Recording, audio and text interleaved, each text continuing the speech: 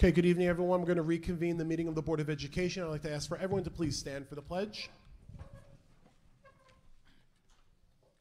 Salute.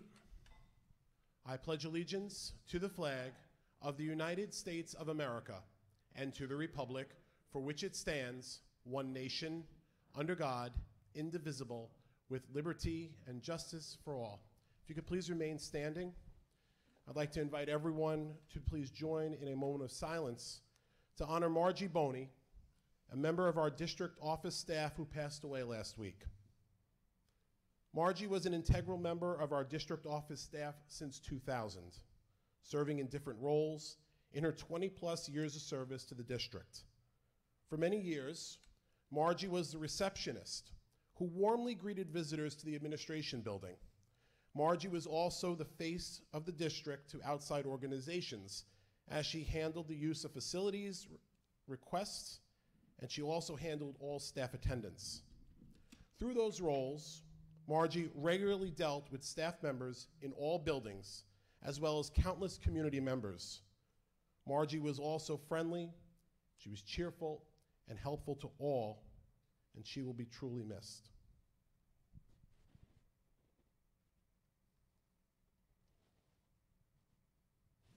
Thank you.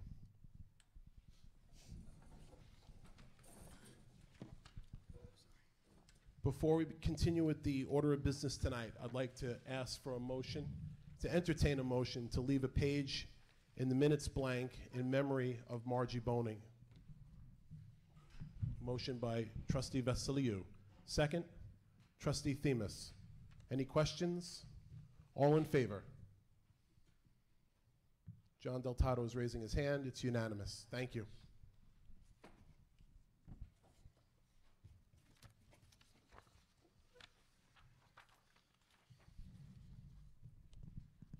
Okay, we'll now pass it over to the Superintendent of Schools, Dr. Graham. Thank you, Mr. Nolan. Really quickly, before we begin this evening's presentation, I did want to share a few things. Next week, there will be a community forum on the impact of drug abuse on the teenage brain. That forum will be presented by Dr. Stephen Dewey. All are welcome. It will be held in the high school mini theater on Wednesday, March 16th at 7 p.m., and I believe there's information on our website about that presentation. Additionally, with a bit of good news, I did want to congratulate our girls basketball team on making history this week after winning their 53rd consecutive game. The team won the county championship, and they're playing Greenport Southold for the Long Island Championship tomorrow. The game is at 4 p.m. at Shoreham Wading River High School. Information on purchasing tickets is on our website. We wish the team the most luck, and we're certainly going to have them into a board meeting later in the spring to honor them once their season is over. And now I'm going to introduce Tony Meliambro and Anthony Davidson, who are going to take you through our third budget presentation, which is on our instructional budget codes. So without further ado, Tony and Anthony.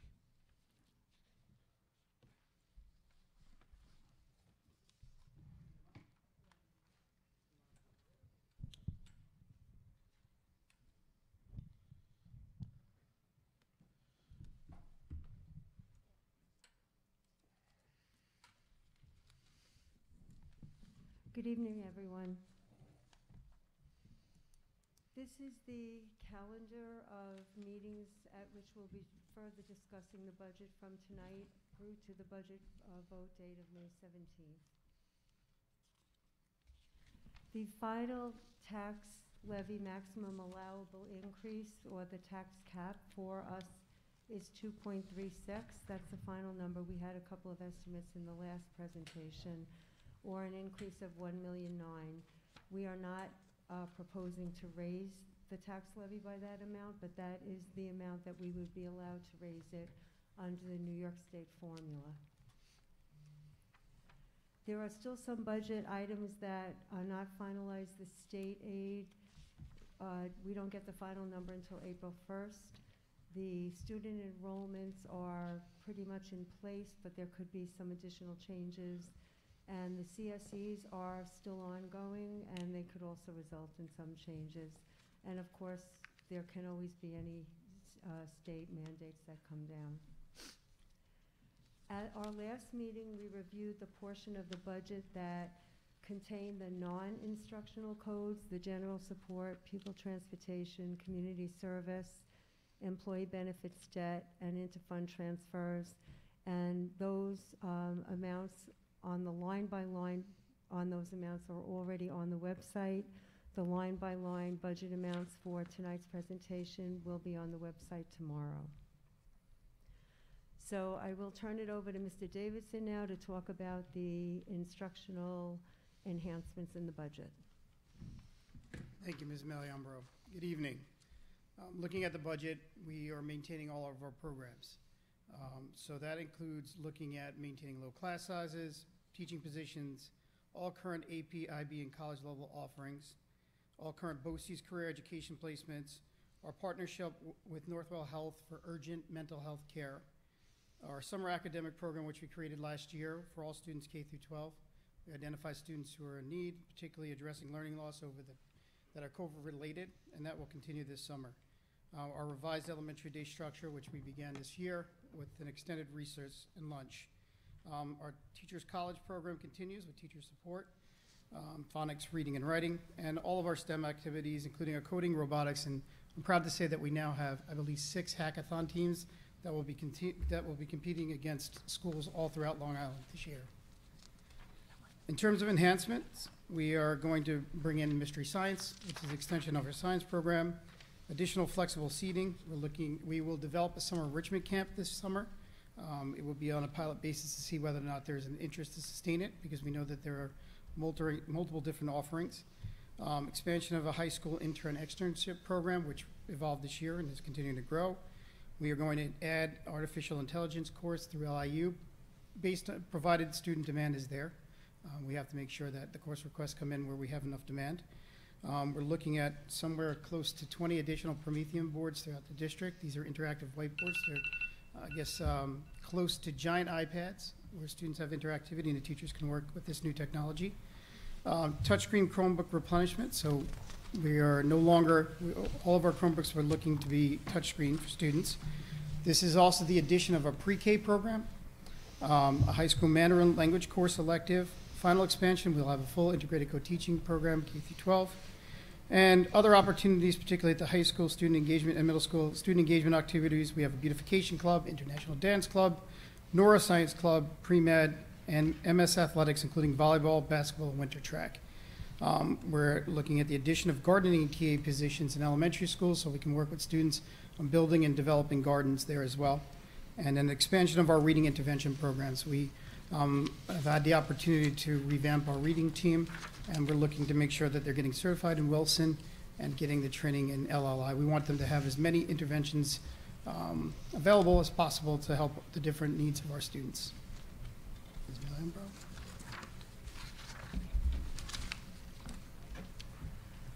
Okay. You know what? I can't. Okay. The Curriculum Development and Supervision Code includes the salaries of the Assistant Superintendent for Curriculum and Instruction and all the K-12 coordinators. So we had last year put an estimate in the budget for 2 anticipated positions that weren't identified at the time. So they were both coded here, and since we hired the actual people, one of them remained coded here, and the other one is coded to 2030 later on in the budget. So that's why you see a decrease on the first line. Other than that, there are hardly any changes in this code.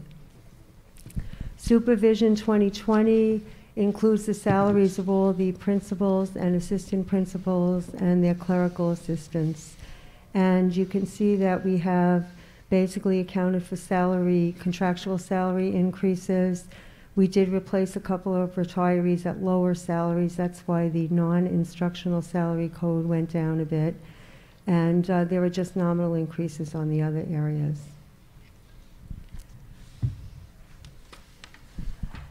The 2030 is the supervision of special ed. Those are the first 2 lines. As I mentioned, you see an increase. We did add a position there this year on instructional salaries. And on non-instructional, we also had replace a retiree at a lower salary. On the 2060 curriculum development, We have an estimated budget reduction because Mr. Davidson successfully implemented procedures for monitoring and developing curriculum that result in, significant savings for the district.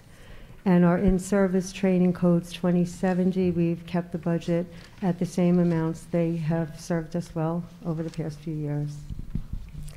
Our instruction codes, on the first line, teachers K-3, we have included 2 positions for the implementation of the pre-K program, and we've also included 2 positions on the non-instructional salaries for TAs in those classrooms. Other than that, in the salaries, it's just basically contractual increases. We did have 1 retiree replaced at a lower salary. And if you go further down to the materials and supplies, we are looking at, we talked about the flexible seating, additional Promethean boards, the mystery science kits, and some pre-K furniture and materials that would be required. And in the textbook code, the increase, we're accounting for the new math programs that will be taking place at all the elementary schools. Any questions so far? Okay. Special education 2250, you can see a significant increase in instructional salaries that comes from 2 places. We have additional co-teaching positions in there, and we also have accounted for related services being provided to our students by internal employees as opposed to outside consultants. So you could see a few lines down on the 4th line, the contract and other has gone down by $800,000 because we did replace 2 major related service providers on the outside with employees. On the tuitions, the 471, the 472, and the 490 subcodes, the tuitions at out-of-district placements reflect the actual number of students that we expect to be at any one of these placements. So students could move in or out, they could graduate, they could come into the system, or they could move from place to place. So we budget based on where we project those students will be in the fall. And down at the bottom, the Boces services for occupational education, we have an increase there that's based on the enrollment. They are billing us now over a 3-year average enrollment, and that's the amount that will be billed next year. We have a significant number of students that are in occupational education programs. Continuing education on the top, we've kept the budget amounts the same. The program hasn't been running in person too much the past couple of years, but we expect it to be fully resumed this spring, as a matter of fact. And on the educational television, I think that you all know that the studio has been expanded and there are a lot of exciting things going on there. We have an increase on the contractual for this advanced software to give students access to all the different devices and rooms. And we also expanded the studio to 3 rooms by next year. The school library overall has nominal changes, a decrease. We did do some consolidation of staffing, and so there's an overall decrease in the departments. Computer-assisted instruction, we did eliminate or replace an internal salary with Boces staff, and you can see the biggest increase is in Boces technology support, and we have been using them this year for network management, for upgrades in security, upgrades in access, and it's money well worth spent, and this money is also reimbursed 47% from New York State when you contracted through Boces. And there's a reduction in material and supplies because the Chromebook replacements that are in place, we need to replace less next year because of what we've already purchased this year. The attendance office, 2805, has just minor changes, and the guidance department as well. There are just basically contractual salary increases. Health Services, 2815, we have estimated increase in the salaries that we have had great difficulty in getting school nurses and staffing those positions, and we anticipate that we would have to spend more money to be able to maintain the proper staffing needs that we have. So we've provided for that, an estimate for that in the budget. We also are looking at an additional or one or more hearing vision screeners. We replaced a few of them this year in some of the buildings, and we have a couple more to go. And you can see on the health services that we provide to private school students, they can be arranged either directly with the district or through Boces. And we sort of have a swap. We have 23,000 down on the contractual and 20,000 up on Boces, just because some of them have been replaced by the others. And the psychological services, we're just showing a little decrease. We're charging one of those salaries to one of our federal grants next year. Social work services, there's a reduction in positions. They were consolidated this year, but that's reflected in next year's budget, that the part and full-time positions have already been consolidated.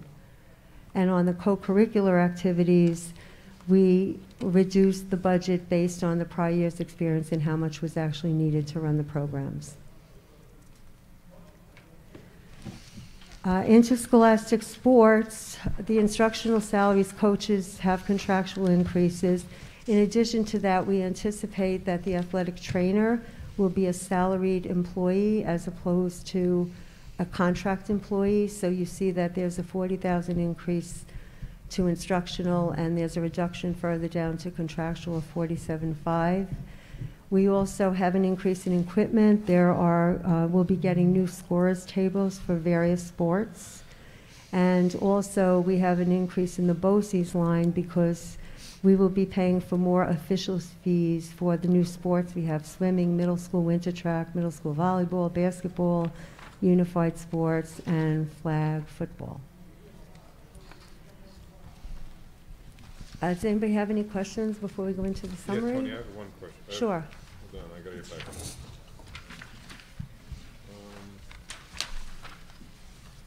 So the Boces services for the computer-assisted instructions, could you refresh my memory? I know you said it's 43% refundable by the state. Could you tell us what Boces, I know some of the stuff, what is Boces doing for us now that we were doing ourselves? What is Boces doing as a technology? So with the partnership with Boces, we're refurbishing our Wi-Fi, actually extending the Wi-Fi throughout the entire district, rewiring in order to put the hotspots there. We're also purchasing Wi-Fi where we can get guest access in the parking lots. So there's an expansion relative to that. They're cleaning up a lot of the routers and different systems that we have in place. So they've done an extensive job already and continue to. They're also going to help roll over our domain name. So next year we expect to be locustvalleyschools.org, a lot easier to email and find on the website. So they'll participate in that as well, looking at moving some of our technologies to cloud-based. They're also working with us in tandem to better secure our operations as well. So these numbers will decrease in the coming years because the hard wiring and all that stuff is not going to be a Yes, annual thing. absolutely. Correct? Yes. Okay, that's great. And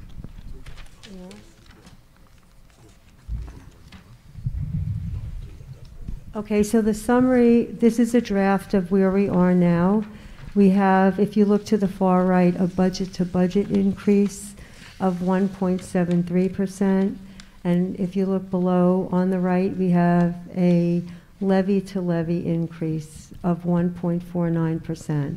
They're not the same number, primarily due to the increase in state aid of $344,000. That's the current estimated number that we're getting from New York State. So this is where we stand now. And this is the remaining calendar, as we said at the beginning, leading up to the vote on May 17th. Okay, we'll open up for a discussion from the board table. I've got a few questions. Trustee Themis? Thank you, Brian. Are you able to, if we can go back and just chat a little bit about the pre-K program? Do we have an actual estimated cost for the program this coming year? Yes, included in salaries, we have 2 teachers at approximately $81,000 each. We put in Master Step 5 just as an estimate. 2 TAs at an approximate cost of $23,000 each, I believe. That also was at Step 5 on their salary schedule. And then we have furniture, consumables, and things of that nature that I think were probably about $30,000 for the first year. So it was $269,000 in total. Okay. Mm-hmm. And I guess as far as the process goes, I know this is only my second budget season, but I know that the board, of course, is looking to put forward a budget that is going to pass. But when we're adding new things like pre-K that haven't been put out to the community or voted on by the board, my first concern is that the budget vote then turns to a vote of new programs as opposed to a vote of the actual budget and the curriculum and so forth. Have we, with the preschool, reached out to the community? Have we done a survey? Have we asked the community if this is something that we're looking for? And I guess that would go for really any of the new programs or the new pilots that we're looking to bring on board. So at the last meeting, we presented this as something that needed to be discussed by the board, so this is certainly an opportunity to do that. Okay. I've done a little bit of research on pre-K, and I know that there seems to be a lot of different ways to go about it. I know that one of our neighboring districts, Oyster Bay, does, believe a voucher program where they're basically paying for children to go to school at the local established preschools. And I guess one of the things I'd like to discuss with the board is that I don't know if we've necessarily spoken about is, we've got a proposal for 72 children in half-day programs. That's about half of a graduating class. We have 4 established preschools in our district who have been long-standing. They've been in the district 30, 40, if not more years. All of these are local businesses. They're probably servicing about 70 some odd kids collectively. And on top of it being a local business, we have almost every single staff member of these preschools are local. They're taxpayers, they're community members, they're parents, they're grandparents. We would, or may have an implication to be putting these businesses out of business and putting all of these people out of work. If we don't at least consider a model that works with the community and works with these businesses to kind of maintain, our community development. So I would like to put it to the board, if it's something that we would at least consider, how we could find a way to do some sort of either a voucher program, work with the existing businesses, work with these people that are in these schools. They're wonderful. They're wonderful schools. I haven't heard a parent ever have a child leave a preschool around here and say, it wasn't the best experience. And I do, want to make sure that we're being good community members when we make decisions. It's a big budget item. So I don't know if anybody else has anything to say on that. I'll push on that. I don't think, well, first of all, I do want to give credit to the local preschools. The objective here is not to put anyone out of business. I still do believe that the local preschools will still be successful. I think they'll still attract certain families and individuals that want to continue to send their children there. What I'm looking to do, or what I'd like the board to consider, is to offer the opportunity, based on our tax dollars, to provide that opportunity of equity for everyone. I said this since day one.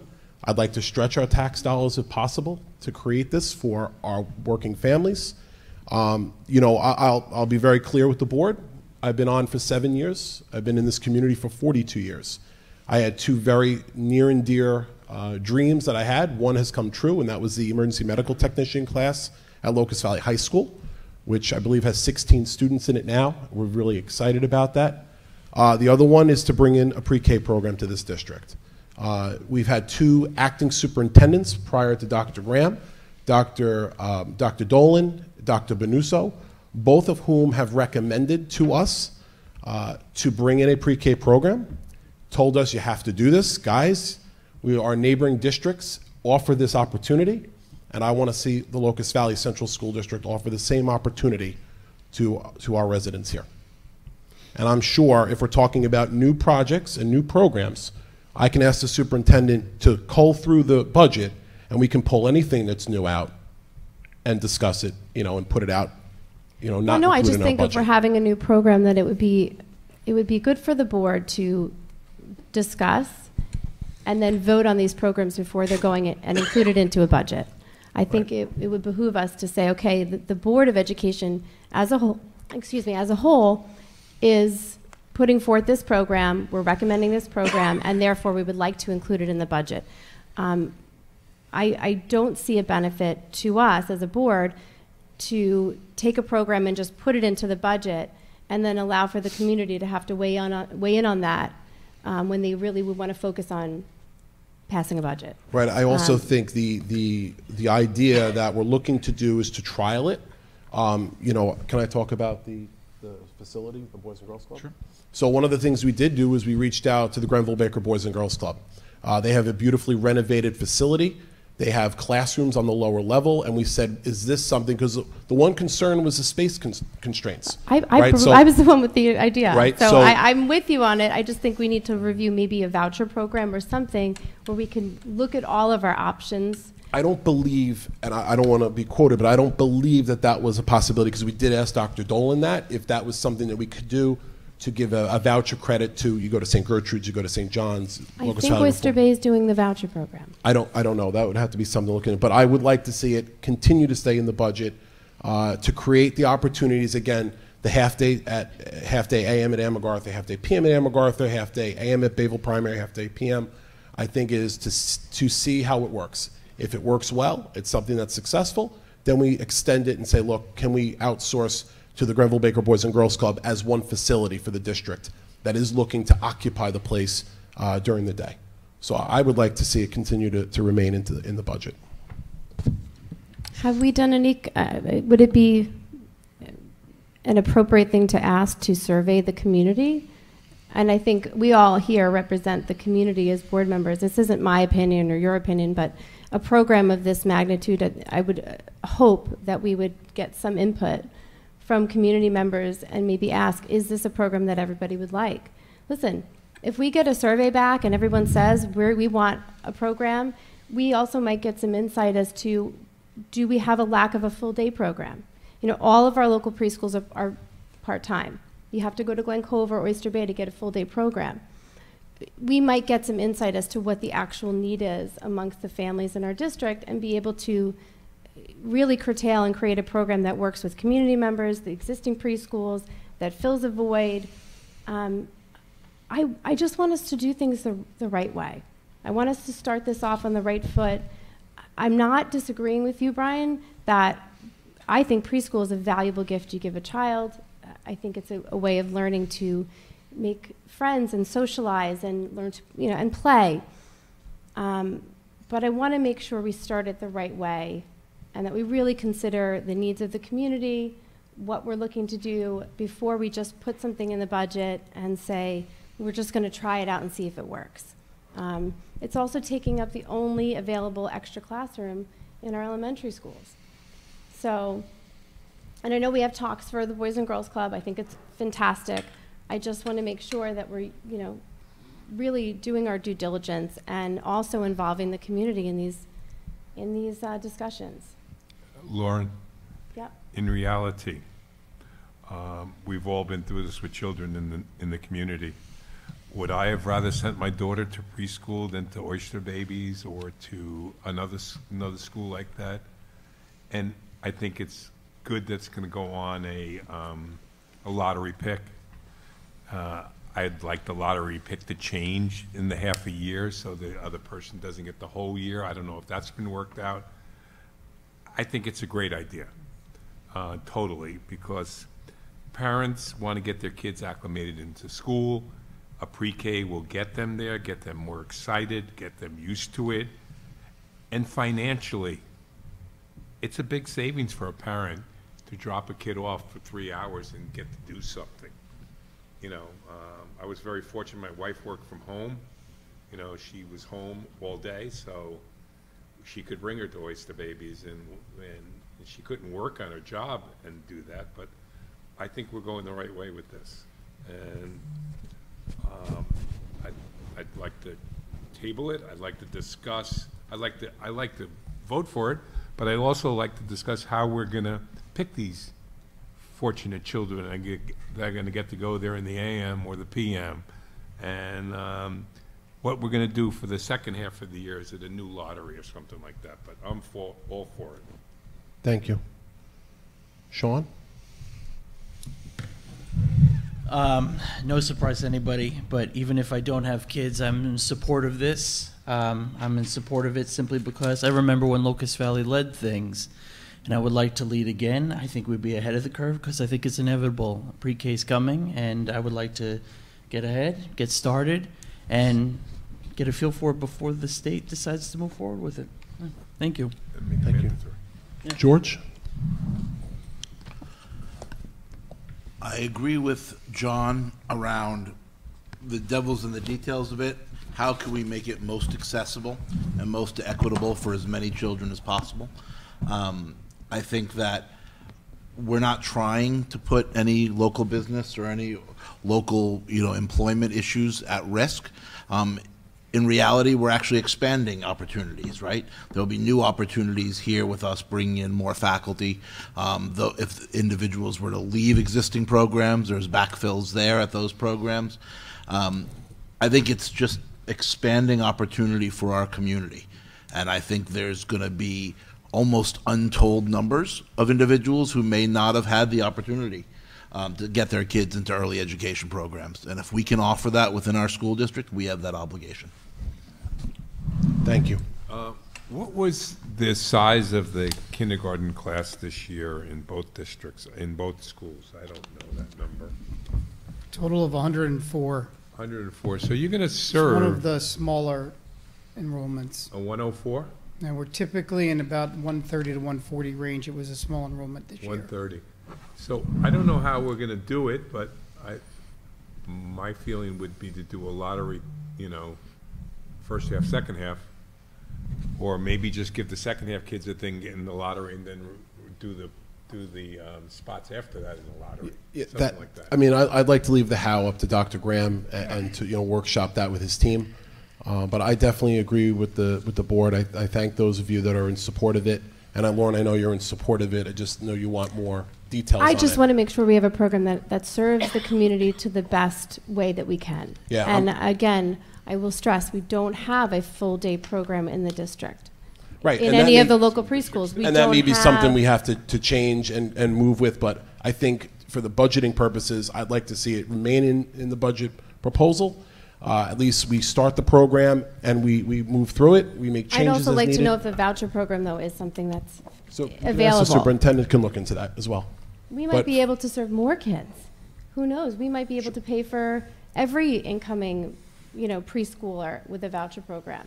Right, and I did I bring don't that know. question up with, I believe, Dr. Dolan at the time to see if that was something we could do, and I just remember him getting back to us. So we certainly will look that forward. But I agree with what Sean said about being a leader, and I think it's about time that Locust Valley offers this opportunity. So, any other questions from the board table on that? Are there any other discussion questions from the board table? I have one other question. Okay. Anybody else? Good. I just had a question regarding the Northwell commitment. Has there been an increase to our cost for the partnership? And is it my understanding that there's been an increase in participating schools at the facility? There are, I believe, 8 schools that participate in the facility. They increased staff proportionally because the facility is there. There's been no change in service. Okay. Have they brought up, because I know when we had this discussion last year, one of the things that I think was dissuading us was that it was a trip to Mineola, which was quite far. And they had said, well, you need to have 5 schools participating to have a local facility. And I know that as they're expanding, have they given us any inclination of bringing something closer to our community? At this time, we're not looking to move closer, but we had 50 visits, 33 unique individuals have gone to Mineola. And just bearing in mind, and for those who aren't aware, this is an intermediate care. It's somewhere between what we would have for school care and an emergency room. So we have students who exhibit things such as suicidal ideation, self-injurious behavior, depression, severe anxiety, who oftentimes in the past there would be no intermediate care, so they would have to go to Cohen's and oftentimes wait to be seen. Could be hours, could be many, many, many hours in a lobby. They would have to be transferred to the emergency room. Oftentimes, those experiences could be very traumatic for the individual child, therefore precluding future access to mental health care. So these services, we had 33 students who have, families have gone there with their children. There have been 17 follow-up visits for some of them because they participate in what they call a warm handoff. Their intent is to not only see and triage and assess a child, but also to connect him or her with resources and the family resources in short time, much shorter than you would typically see. For those who seek out mental health providers, it could be a matter of months. They do not let go of a child until they have asserted that the child has been connected with care. They help them to access that care, or if the family chooses not to continue, which has not been our experience. Is it possible for us to advocate to bring a center closer to our district? Certainly. We could advocate for that. Right now, there aren't many districts near us that are participating, but we certainly could. We've visited the facility. It's not crammed. It was built so that it could expand, but they assured us and have delivered that the staffing for it has increased as well, and we have not seen lag times. Generally, a student who goes down there with a family member can be seen within an hour. And I just also want to know this is available to any, it's walk-in, so it doesn't even have to be connected with the school.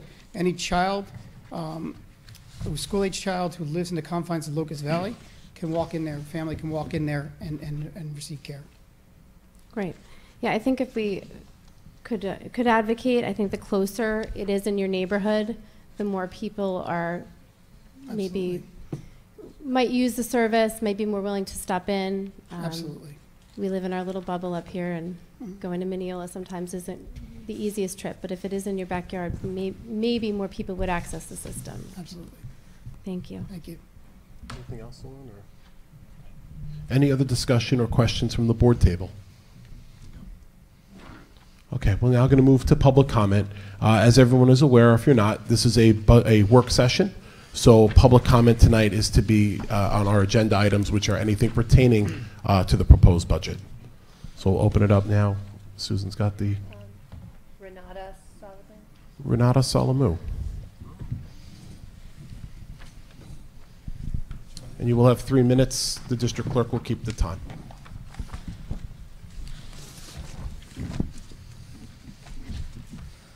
Hi there. I basically have a question that how much money and time goes towards creating the comprehensive school counseling plan?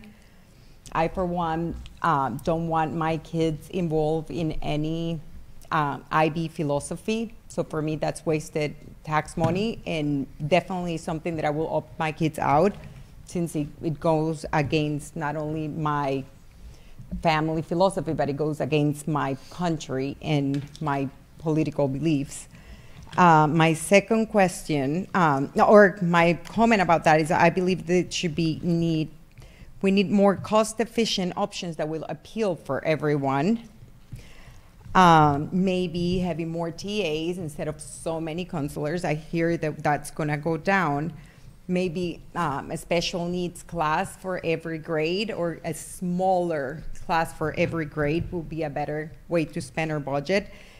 With the pre-K, My advice is for you guys to look into Florida and Texas, who have had UPK for years, and they do kind of a voucher system.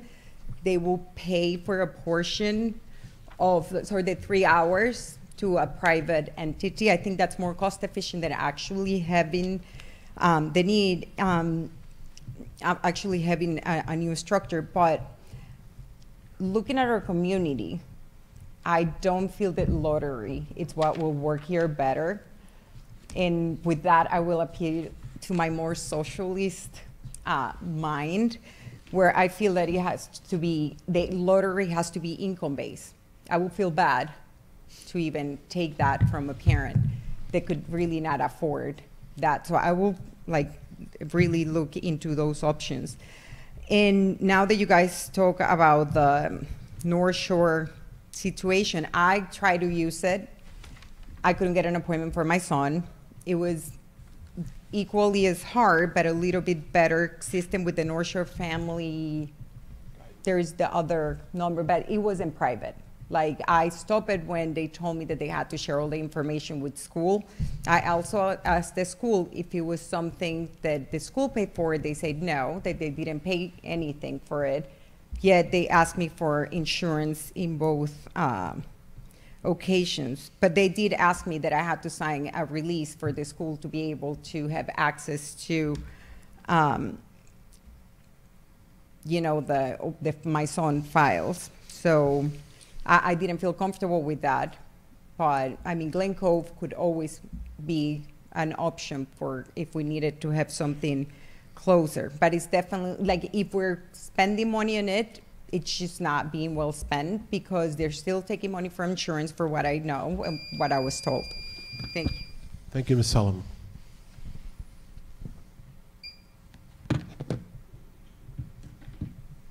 Mary Capel. Ms. Mary Capel.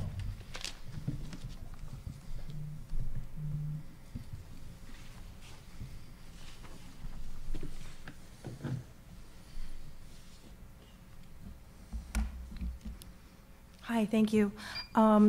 First, I want, Mr. Nolan, I didn't know that you had set up the emergency medical tech program, and I had heard about that, I think at the beginning of this year at a coffee with the principal, and I think it sounds fantastic. So I'm glad that's there. I know the preschool thing was brought up. I have no horse in that race, but I do think that, I do remember that I don't think public school preschools are set up for people who can afford to get to the local preschools and have their kids in them. So I think it's a nice opportunity, and the Boys and Girls Club is gorgeous, their new setup, and clean, and a nice place to pilot that. I know that, I'm glad to see that IB is on the budget proposal for next year. I was getting concerned. I feel that before we look into defunding programs like IB, that I want to ask that we look into the motivation of changing that curriculum and make sure it's not coming from a place of bias, and that the curriculum and the elements of the curriculum are looked at if you want to bring them into the regular curriculum, as it were, way before we start taking it away. I also want to just add, I think there's some concern about taking business away from local businesses. I also, if IB is going to be on the chopping block in the future, that we look at how you're taking the advantages of that to families putting their kids into college, and that if that does get onto the pages to come off in the future, that we look at that and figure out a plan for the kids that are currently in the high school, and parents came to this district expecting that.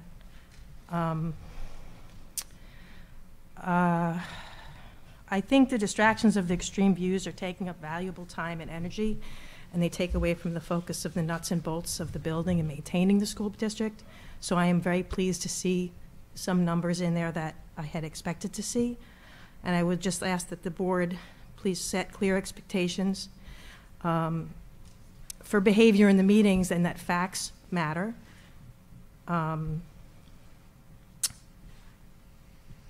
And I haven't really liked the board getting dragged into political debates. particularly, you know, it's about, I guess, it was brought up about pre-K today. We can't change history, and I would like to allow the administrators and faculty time to get back to education. And quite frankly, I know you asked about doing a survey. I believe the board was elected to make decisions at some point, and I appreciate that we're getting back to that, and I hope we spend the time on that. Thank you. Thank you, Ms. Capel.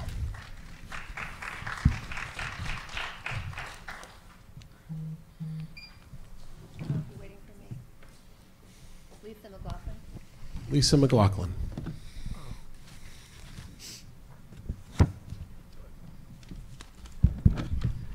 Good evening. I'd like to take this opportunity to once again thank the board for its unanimous decision to reinstate public comment at the end of work sessions.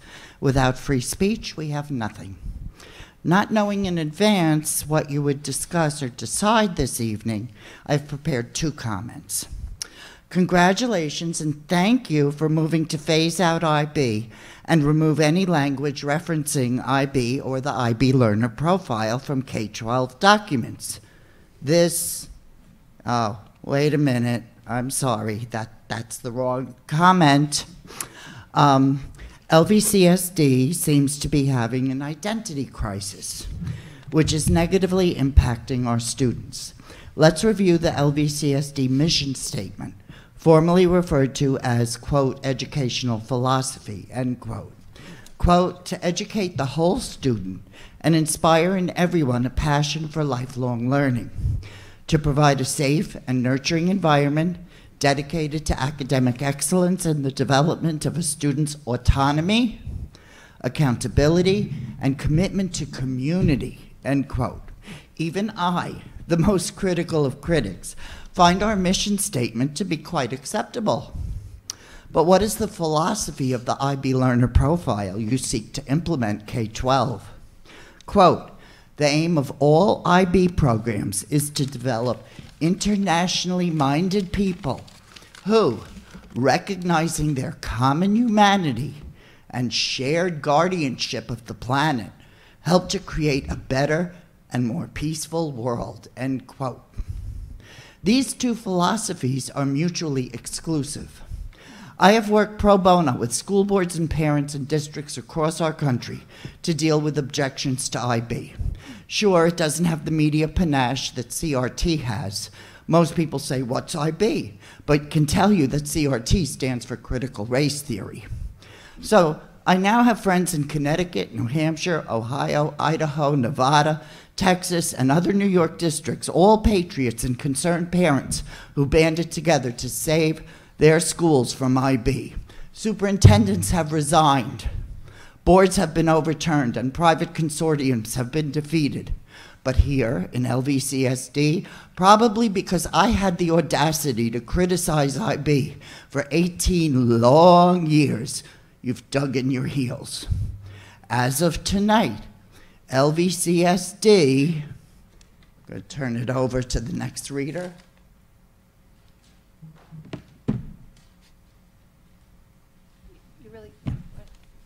Good evening. Wait, we're going to end Ms. McLaughlin's comment. Okay.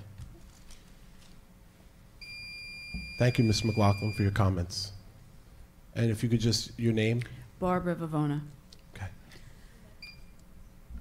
As of tonight, Locust Valley School District has not provided the 2016 and 2021 IB self-reviews Lisa has requested, which are supposed to contain 5-year budgets for the program. Lisa foiled these public reports and should receive them on March 22nd. She shouldn't have to foil them. This is a budget workshop, and where is the transparency? It's a public school district that pays for this program with our tax dollars.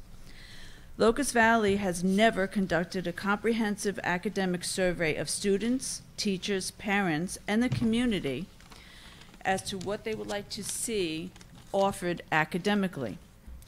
Students are coerced into taking IB courses in order to attain a GPA that will land them in a top 15 due to irrational and biased weighting system in place. Locust Valley Course Guide lists IB as college level, which is false. IB is college preparatory. AP is college level. We must be honest with students and parents. Also, IB is a global program. We are American citizens first, not global citizens. There's no such thing as a global passport. Newsday calculated a cost per student in Locust Valley in excess of $47,000. Tuition at Portledge and Friends Academy is less than $42,000. Portledge is an IB World School. If you have a handful of parents who are insisting on forcing their children to take IB, set up a lottery and work out a deal with Portledge. Let the tax dollars follow the child. We're being overcharged, and we're not aligning our schools with our mission statement. Thank you for your time. Thank you, Ms. Vivona. Susan, any other public comment? No. Okay, that, any other? Sure. Yep. Can you just, Jen, can you just come to the podium? That way, only because it's being recorded, we want to make sure we get, capture the audio.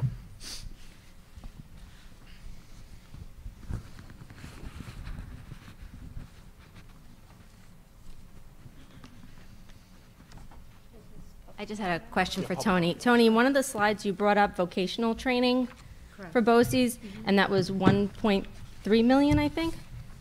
No, on page What was the cost on that? 12. Yeah, sorry. On page 12, the occupational education budget for next year is $434,000. And do you know how many kids we have going currently? We have a little over, I think like 34, something like that, kids in the program now. Okay, great, that was my question. Okay. Thank you. Thank you, Ms. Maselli. Are there any other questions? Any other public comments? Okay. At this time, then, we'll move. Ms. Henris? Yes, absolutely.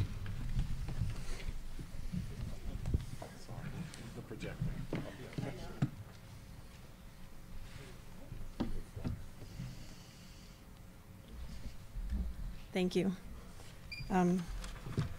My name is Sarah Henris, and I appreciate the opportunity to ask a few questions. With the Chromebooks, does the district have a way to provide training for families as well in utilizing the Chromebook? And is that something that we can consider implementing? It's absolutely something we can consider. You know, at this time, we don't have parent workshops, but that's definitely something we can consider. Okay, because I know in my research and work with PTA, having families be able to support the learners at home is critical in the child using the technology and in successful ways. And then Wi-Fi access for those Chromebooks at home. How does the district make sure that the students can access and use them fully? We actually have to provide, every year, there's a survey for New York State now. Yes. Where if we identify families who do not have access, we can provide. We have hot points, hotspots, Kajits, they're called. We can provide them to families. Oftentimes, if family requests in schools or counselors may identify family in need, so does our language translator who reaches out to the community. When we identify families that are in need, we do provide wireless access points.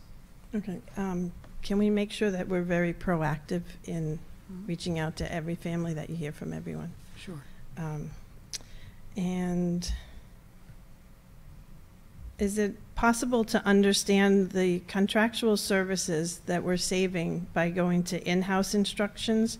What general types of services are those? It's an $800,000 savings. It's on the BCBA services and occupational therapy.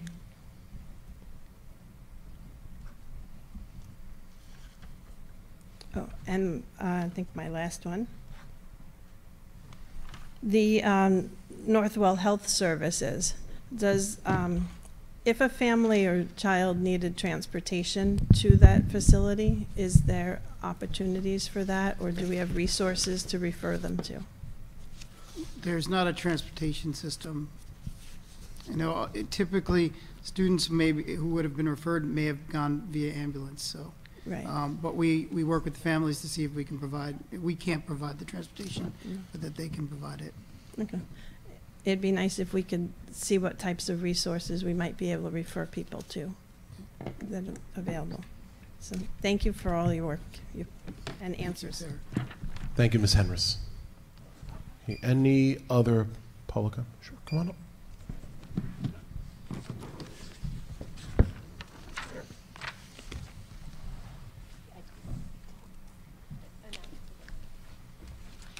Hi, good evening. My name is Patricia Hidalgo, and I am a member of this community, and I just want to express that I am in support of including pre-K in our district, universal pre-K. If my kids, if that was available when my kids were little, I would have done that instead of, and this is not to put anybody out of business. This is just another option that I support to be in this district. The other thing is that I see a lot of questions about the partnership with Northwell, and I think it will be very important to have an explanation to the families about what this partnership is about.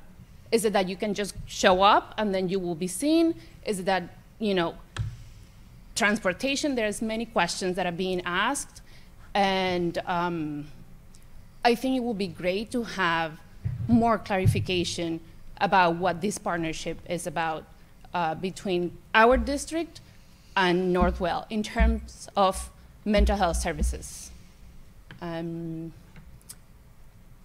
I also am happy to see that there is money that is being put in there for technology, Chromebooks, because kids have unlimited access, especially, and I'm gonna speak for the younger ones because my kids are a kindergartner and a first grader, and they have access to anything on those Chromebooks.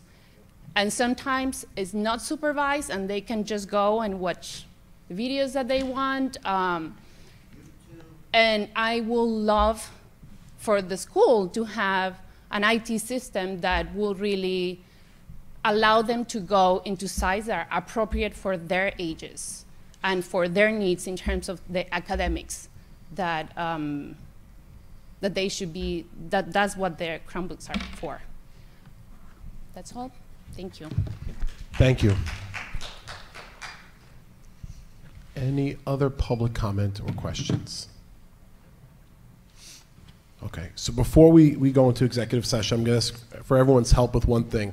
So tonight's meeting, as everyone knows, is being shown on YouTube.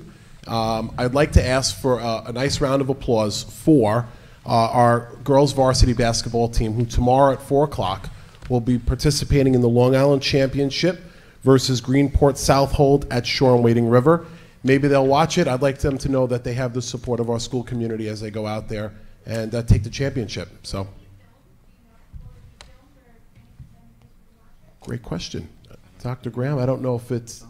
No, you could see it on YouTube usually, or there's an NSTA that's a paid subscription for a month because that's how long it runs. But you usually see it on YouTube, or go to the Greenport, go to the Suffolk County Section 8 to see it there. You can probably see it there. You know, we'll check with Dr. Turner too about it streaming and whether or not it is. And if it is, then we can make sure that we put that out there via social media and on our website.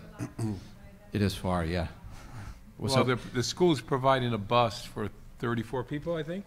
We're providing a bus for students, yeah. And they just have to Fill buy in the their bus. ticket Yeah. to go to the game. But we'll find out if it's streaming, and then we'll get it posted. So can I ask for that round of applause?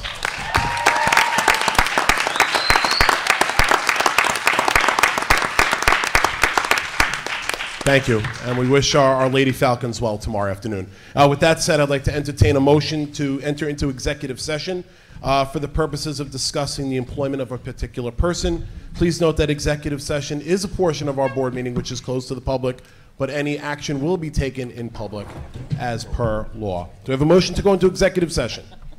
Trustee Vasiliou, a second. Trustee Steele, all in favor? So carried. Thank you. Get home safe.